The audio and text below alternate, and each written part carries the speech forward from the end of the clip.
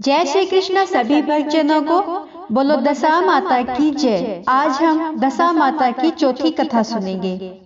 एक साहूकार था, उसके परिवार में 5 पुत्र और उनकी बहुएं तथा एक पुत्री थी। पुत्री का विवाह हो चुका था, परंतु उसका गोना नहीं हुआ था। इस कारण वह भी अपने माता पिता के घर में रह रही थी। एक दिन साहूकार की पत्नी दशा माता का डोरा ले रही थी।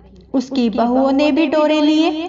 बहुओं ने अपने सास से पूछा, क्या नंद के लिए भी डोरा लेना है? सास ने कहा, हाँ। इस पर बहुओं ने कहा कि उनकी तो विदाई होने वाली है, यदि व्रत से पहले ही विदा हो गई तब क्या होगा?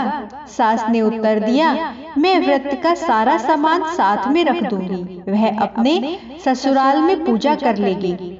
ऐसा ही हुआ।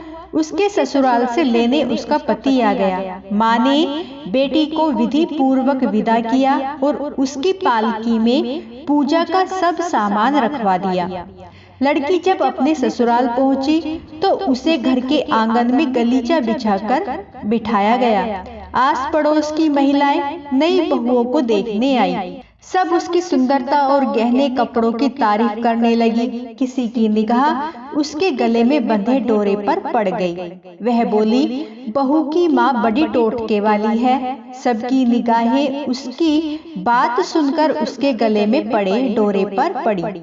सभी स्त्रियां डोरे के बारे में अपनी अपनी राय प्रकट करने लगी। शाम को सास, नंद, देवरानी, जेठानी, घर की सभी स्त्रियां भी उसी डोरे की चर्चा करने लगी। सब डोरे की निंदा कर रही थी। सुबह से शाम तक डोरे के बारे में सुनते सुनते बहू का दिमाग खराब हो गया। उसने डोरे को गले से उतारकर जलती हुई आग में डाल दिया। डोरे के जलते ही सारे घर में आग लग गई। घर में रखा सब धन धान जल गया। सब आदमी अपने प्राण बचाकर घर से भागे। अब घर में केवल नई बहू और उसका पति रह गया। बाकी सब भाग गए थे। घर का सारा सामान जल गया था। घर में अब न खाने को अन्न था और न ही पहनने के लिए वस्त्र बचे थे। इसलिए दोनों पति पत्नी गांव छोड़कर रोजगार खोजने चल दिए। चलते चलते वे उसी गांव में पहुंच गए जहां की वह लड़की थी। लड़की ने अपने पति से कहा, तुम यहाँ भाड़ झोंको और मैं भी कोई काम ढूंढती हूँ। पत्नी का कहना मानकर वह भाड़ झोंकने लगा और वह स्वयं एक कुएं पर जाकर बैठ गई। उस कुएं पर सारे गांव की स्त्रियां पानी भरने आया करती थी। उस लड़की की भाभियां भी उस कुएं पर पानी भरने आई, परंतु उन्होंने अपनी नंद को नहीं पहचाना।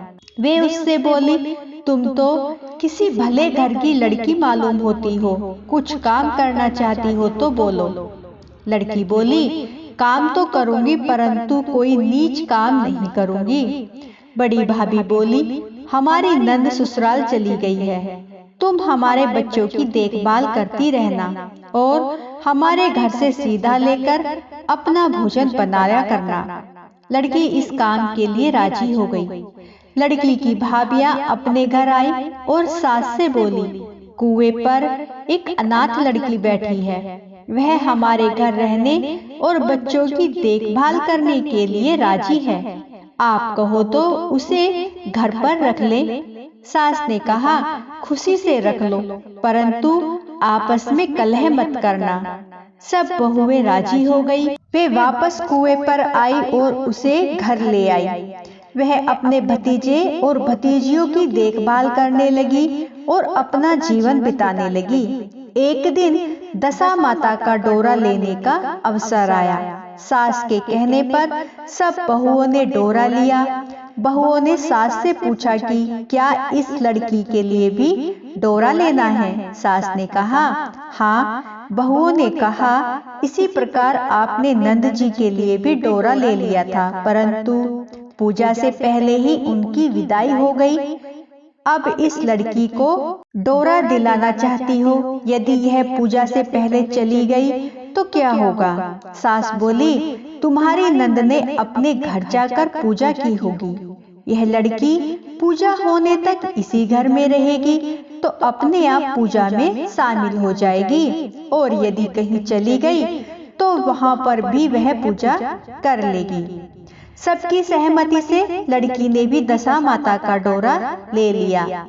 9 दिन तक वह दशा माता की कहानी तथा व्रत पूजन में शामिल होती रही।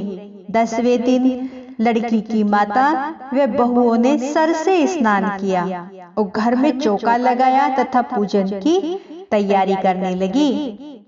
लड़की बहुओं से बोली, यदि कोई पुराना कपड़ा मिल जाए तो मैं भी स्नान कर लूं। बहुओं ने अपनी सास से पूछकर अपनी नंद की साड़ी उस लड़की को दे दी। अपनी पुरानी साड़ी लेकर वह स्नान करने गई। उसने सर से स्नान करके साड़ी पहनी और घर आ गई। घर पर पूजा आरंभ हो गई। वह जैसे ही पूजा के पास आकर बैठी तो बहुओं ने कहा, यह तो हमारी नंद जैसी लग रही है। इस पर सास ने नाराज होकर कहा, तुम्हारे मन में जो आता है बोलती रहती हो। पूजा के समय भी चुपचाप नहीं बैठा जाता। चुप रहो, मुझे कथा कह लेने दो। तुम्हारी बातों से कथा में विघ्न पड़ता है। बहुएं चुप हो गई। घर की सब स्त्रियों ने पारण किया। लड़की ने भी पारण किया। इसके बाद स्त्रियां एक दूसरे का सर गूंथने लगी। एक ने लड़की का सर गूंथना शुरू किया। वह बोली कि जैसी गूंथ सिर में है वैसी गूंथ हमारी नंद के सिर में भी थी। सास नाराज होकर बोली, तुम मेरी बेटी की तुलना इससे क्यों कर रही हो? सास ने बहुओं को तो डांट दिया, परंतु उसकी बात मन में घर कर गई। उसने लड़की से कहा, आज रात मेरे पास सोना। रात को जब बहुएं सो गई तो उसने लड़की से पूछा, तुम्हारे पीहर में कभी कोई था? उसने जवाब दिया, मेरे 5 भाई और भाभियां थी, तुम जैसे माता पिता थे। उसने फिर पूछा, क्या हुआ? लड़की बोली, पीहर में मैंने दशा माता का डोरा लिया था। उसके पूजन से पहले ही ससुराल के लिए विदा हो गई। ससुराल में पहुंचकर मेरे गले में पड़े डोरे को देखकर वहां स्त्रियां हंसी उड़ाने लगी। तब मैंने उस डोरे को आग में डाल दिया। उस डोरे के साथ सारा घर जलकर भस्म हो गया। सब लोग भाग गए। हम दोनों भागकर इस गांव में आ गए।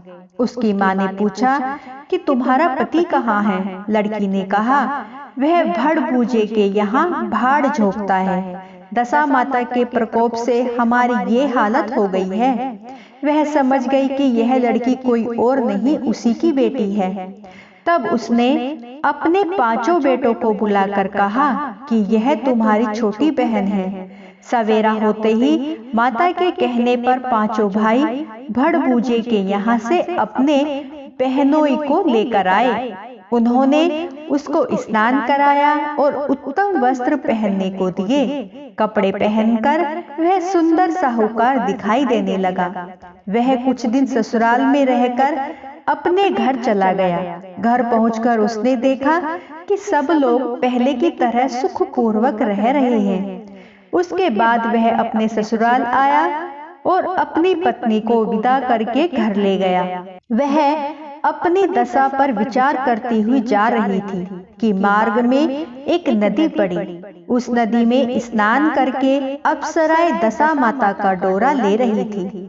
उनके पास एक डोरा बच गया था। माँ भगवती की कृपा से वह अप्सराएं बोली, यदि इस डोली में उच्च वर्ग की स्त्री हो तो उसे ये डोरा दे दे। उन्होंने डोली के पास जाकर पता किया और वह डोरा उस लड़की को दे दिया।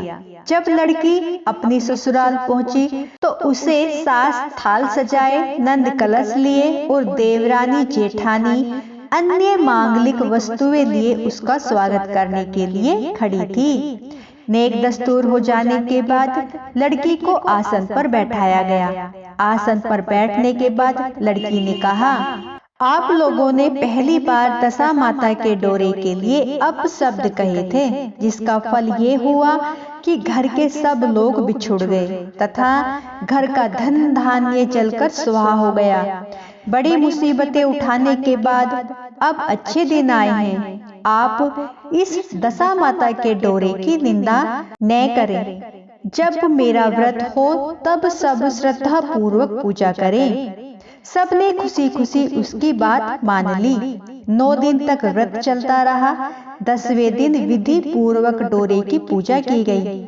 7 सुहागिनों को न्योता दिया गया। उनका श्रृंगार करके आंचल भरा गया। इस प्रकार दशा माता का पूजन समाप्त हुआ। बोलो दशा माता की जय। जिस प्रकार दशा माता ने उस लड़की के दिन फेरे, वैसे ही सब पर दया करना, सबके दिन फेरना। कहानी कहते सुनते हुंकारा भरते, हे दशा माता सब पर अपनी कृपा करना। बोलो माँ भगवती की जय।